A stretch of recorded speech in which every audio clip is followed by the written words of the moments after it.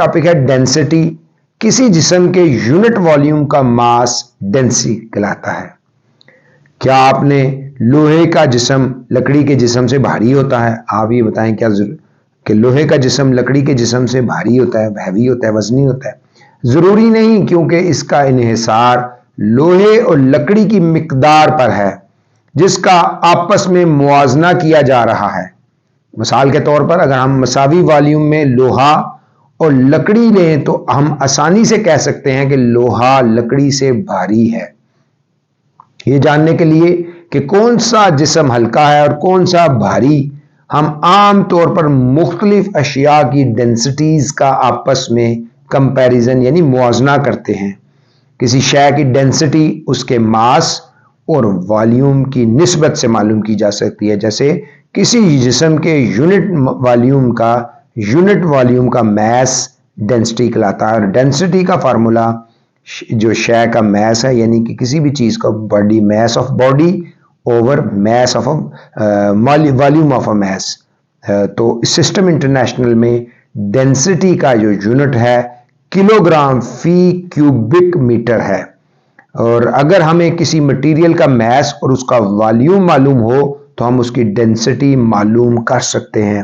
अजीज तलबा, बड़ी अहम बात है, इस बात को आप समझें कि अगर हम किसी मटेरियल का मैस और उसका वॉल्यूम मालूम हो तो हम उसकी डेंसिटी मालूम कर सकते हैं।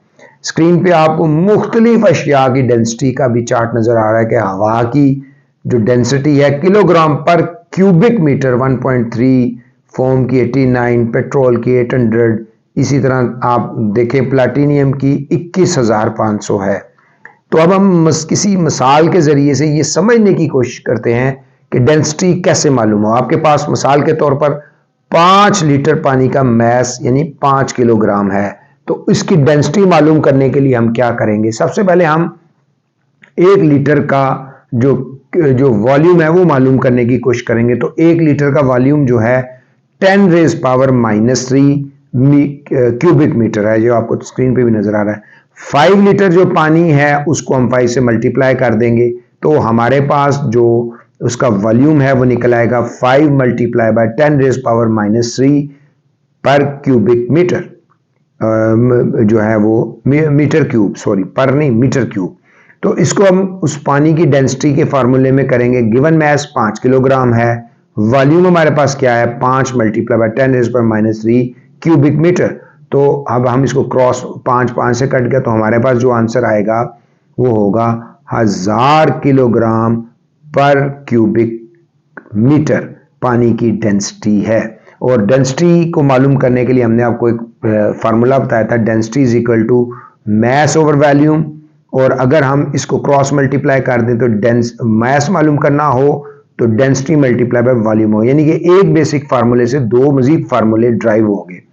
वॉल्यूम मालूम करने के लिए हम क्या करेंगे? वॉल्यूम को क्रॉस मल्टीप्लाई करेंगे, डेंसिटी की जगह ले जाएंगे और डेंसिटी को वॉल्यूम की जगह ले आएंगे तो आपके पास volume is equal to mass over density हो जाएगा। इसीलिए आपको एक और भी इंफॉर्मेशन है, उसको समझे कि 1000 लीटर 1 क्यूबिक मीटर के बराबर होता है और 1 लीटर में 10⁻³ मीटर क्यूब है। इसको आपको ड्राइव करना आना चाहिए।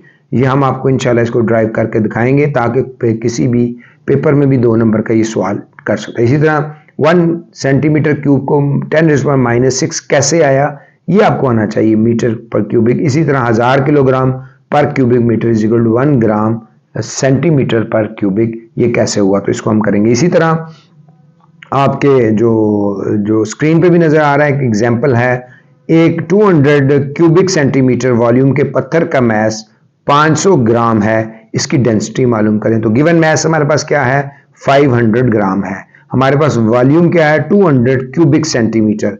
जो फार्मूला है density is equal to mass और वॉल्यूम, वैल्यू पुट की तो हमारे पास उस पत्थर की जो डेंसिटी है वो 2.5 ग्राम पर क्यूबिक सेंटीमीटर मालूम हो गई। इसके अलावा बड़ी अहम इंफॉर्मेशन है, जमीन का जो एटमॉस्फेयर ऊपर की जानिब चंद 100 किलोमीटर तक मुसलसल कम होती डेंसिटी के साथ फैला हुआ है। ये बड़ी अहम बात है अभी, क्योंकि अगले प्रेशर के बाद आपको ये समझ आएगी। तो इसका करीबन निस्फ महज सतह समंदर और 10 किलोमीटर के दरमियान पाया जाता है। इसका तकरीबन निस्फ महज जो है सतह समंदर से सिर्फ 10 किलोमीटर के दरमियान पाया जाता है। एटमॉस्फेयर का 99% मैस सतह समंदर से 30 किलोमीटर के फासले यानी बुलंदी की तरफ पाया जाता है।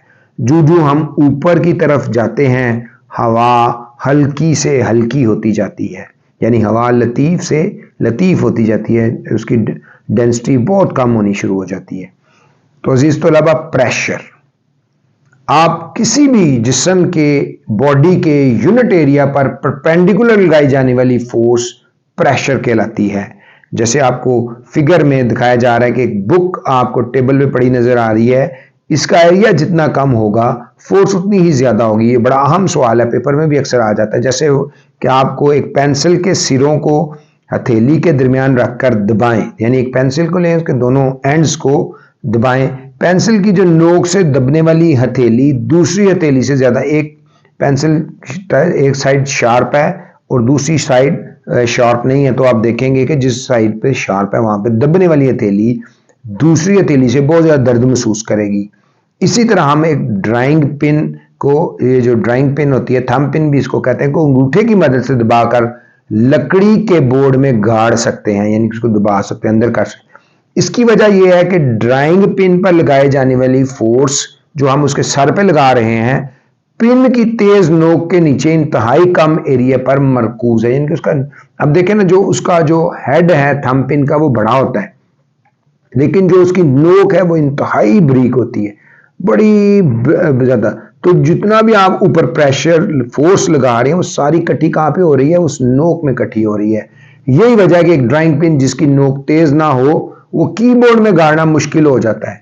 तो इन जो है वो आप जैसे इसको दबाएंगे, जिसकी नोक ज्यादा है तो वो फटाफट क्या करेगी, अंदर गाड़ दी जाएगी, अंदर उसके अंदर चली जाएगी। लेकिन अगर उसकी नोक जो है वो ज्यादा बारीक नहीं है, उसको आपने मोटा कर दिया, तो वो लकड़ी के अंदर जाने के लिए आपको बहुत ज्यादा फोर्स लगानी पड़ेगी और वो उसको गाड़ना मुश्किल हो जाएगा।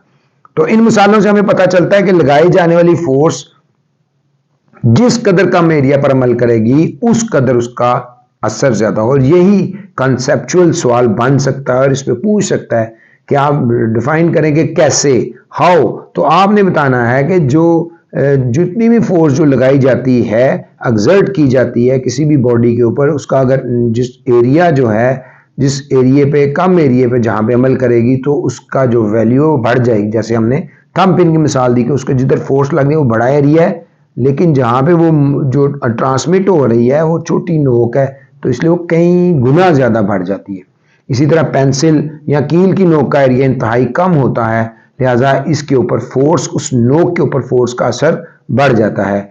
ऐसी मिकदार जिसका इन्हिसार फोर्स पर हो और जो लगाए जाने वाले एरिया में इजाफे से कम हो, प्रेशर कहलाती है। ऐसी फोर्स जिसका इन्हिसार जो है वो लगाए जाने वाले एरिया में इजाफे से कम हो, प्रेशर कहलाती है, जिसको हमने कहा था किसी यूनिट जिस्म के यूनिट एरिया पर परपेंडिकुलर अमूदन लगाई गई जाने वाली फोर्स प्रेशर कहलाती है। और P is equal to force over area है, आपको नजर भी आ रहा है, P is equal to F over A।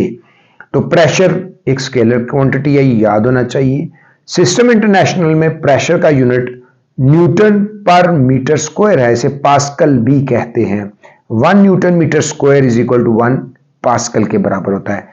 आपको तस्वीर में एक तेज नोकदार ड्राइंग पिन दबाने पर आसानी के साथ जो है लकड़ी के बोर्ड में नस्ब होती हुई नजर आ रही है। इसी तरह एक बच्चा जो बुलबुले के अंदर हवा का जो प्रेशर है एटमॉस्फेरिक प्रेशर के बराबर करता है, तो इस वजह से बुलबुला बन जाता है। तो इसलिए